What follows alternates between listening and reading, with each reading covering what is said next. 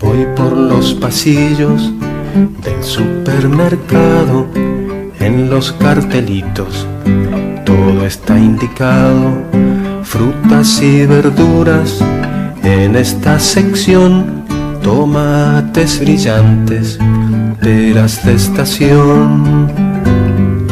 En las heladeras del supermercado todo está muy frío, todo congelado, carnes y pescados, salchichas y fiambre, potes con helados, todo me da hambre. Veo los carritos del supermercado, muchos circulando, uno estacionado.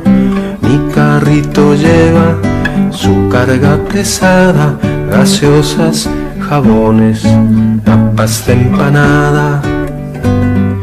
Ahora me despido del supermercado, llevando 2 bolsas, una a cada lado.